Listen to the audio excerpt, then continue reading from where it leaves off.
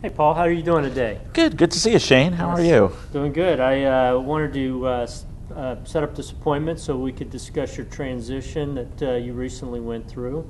And today I'd just like to discuss, maybe some things that we might be able to help you with going forward with your practice, and see where we can help, and maybe some of the things that you've come across since your transition. And I think that this would help you move forward and move us in the right direction going forward and increase your productivity in your business. Does this sound like something that would be good to do today? That's great, Shane. I appreciate you taking the trip up. Okay, thank you very much. So Paul, what I would like to do is sort of get an understanding of some of the things that you've come across since you've come on board with Invest and gone through your transition. Is there anything in particular that has been stuck out in your mind as far as what that you could see as a challenge to you or your practice? I think probably the first thing that I'd say is the account process, the account paperwork. We're still trying to get our hands around the paperless environment. Oh yes, that's we see that a lot of our advisors, when they come on board, it becomes overwhelming as far as the process. The best thing to do with that, of course, is to narrow down where you're having issues, or where we're where the delay is, or in the process. Now, on this, is there any particular reason why you're having a problem with doing this, or getting this feat accomplished? Well, I think from a technology standpoint, we understand the process. Mm-hmm. At times, a client may be a little apprehensive about signing the e-pad, have more of a senior client base. And then just the reliability that, we know that it was done, but we're used to the feel of paper. Right. So, I'm not sure if we always are comfortable in getting that confirmation that what we did was right and that it's going to be taken care of, obviously, so that I can get paid. Yeah, that's I can understand that point as far as switching gears from a paper to a paperless environment. Now, as far as what you see is the whole electronic issue of using that versus the paper right now, and that would be something that would be acceptable to your practice as far as going forward with the electronic side, correct? Yeah, that was one of the reasons we came on board with Invest, the paperless. Okay. Awesome, great, that sounds great.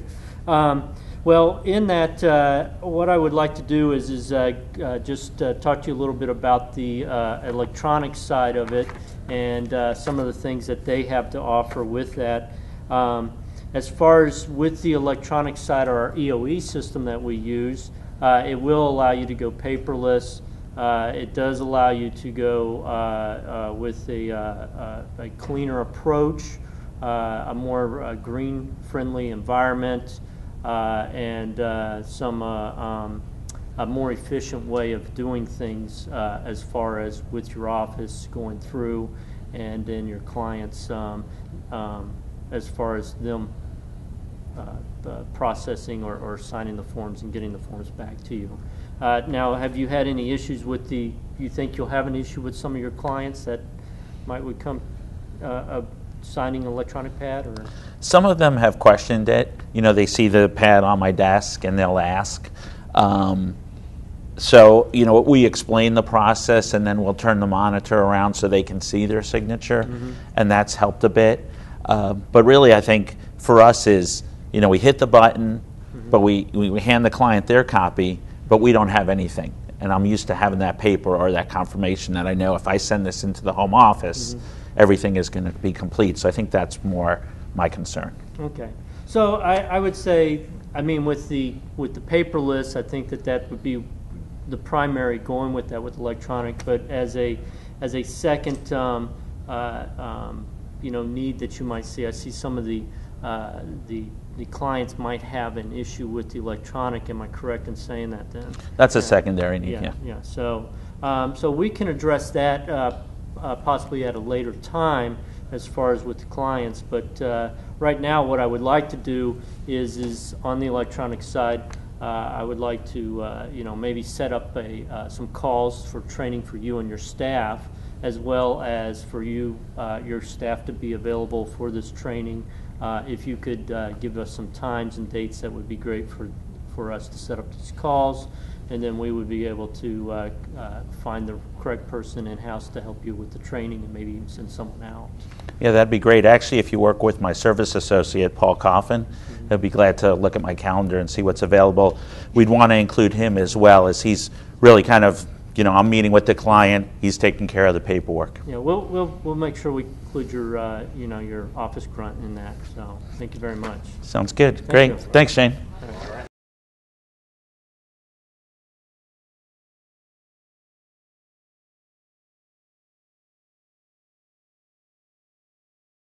Shane, what do you feel you did really well? I don't know. There's a lot of stuff to go through that and to put it all together and trying to hit the points. Yep. Going through the natural process of doing it and what you feel as far as hitting all the steps is probably a little easier if you're not so focused on, did I hit this step? Yep. And which is a few of them I know I just breezed over or merged them together.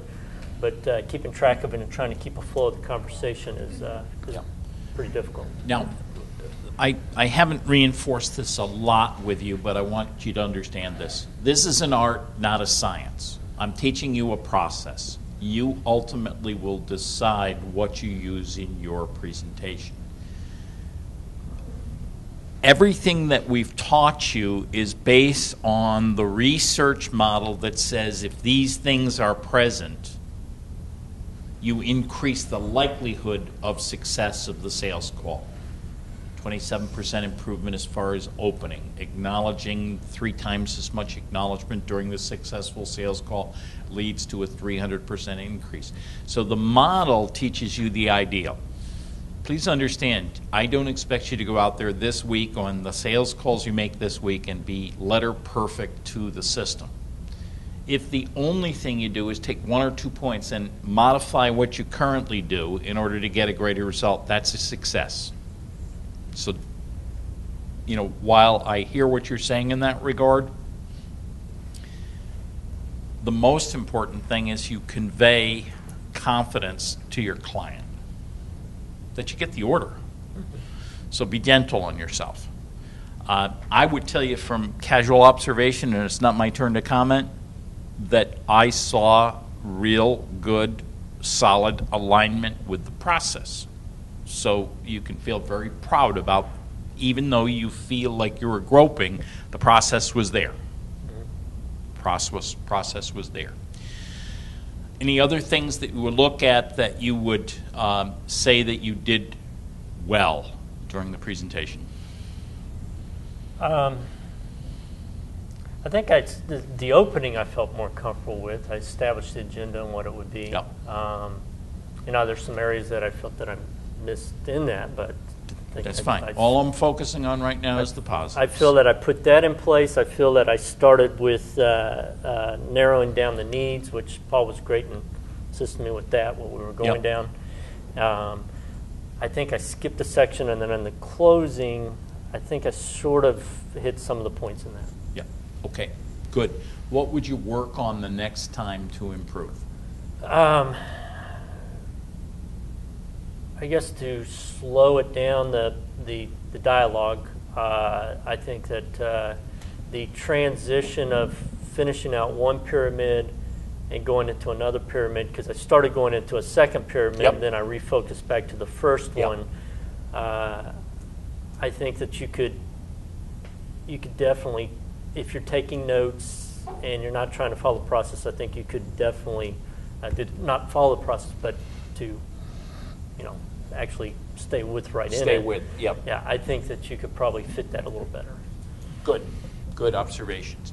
As the customer, what feedback would you give from the standpoint of observing strengths?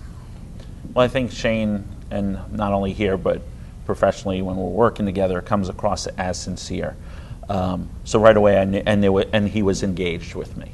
So obviously, I felt comfortable in talking about if I did have a need. opened it up appropriately, set the agenda.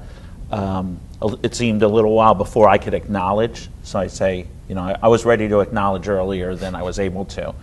But then to identify, I really threw out two needs, one being my client's concerns in signing a pad and not seeing their signature, not actually having a paper to sign, and mine as to, used to have a paper, now we basically hit a button, and did it really get done?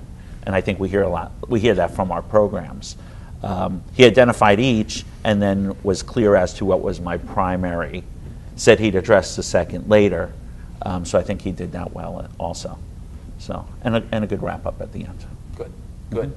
Okay, let me ask the group, strengths that you observed that have not yet been noted. What strengths did you observe that you'd like to comment on?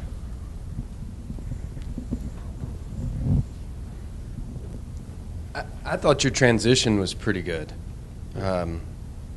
Just kind of flowing everything through. I guess maybe because we haven't really gone over that as much yet.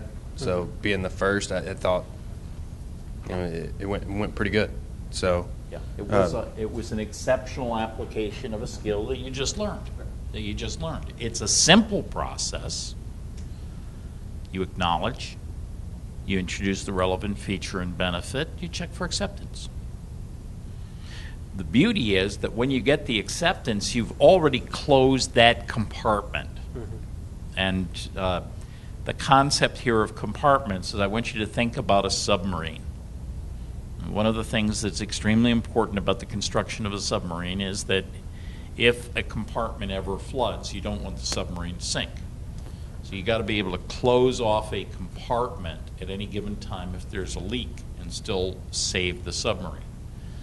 What you do when you get that acceptance in the transition is you've closed that compartment. That need has been accepted. So you close the compartment, you forget about it. The only time it's going to come up again is in the close when you review the previously accepted benefits. Now, in a process continues call, you may have more than 3 needs because you may have 3 people that have 5 different needs that need to be addressed. So you may have to close 5 compartments in order to get a group sale. And many of you are doing group selling.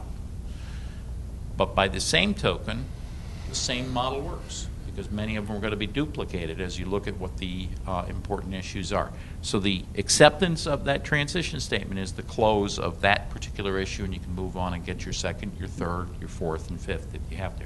Any other comments for Shane with regard to his presentation? All right. One more time. Let's give him a round of applause. Thank you very much, Shane.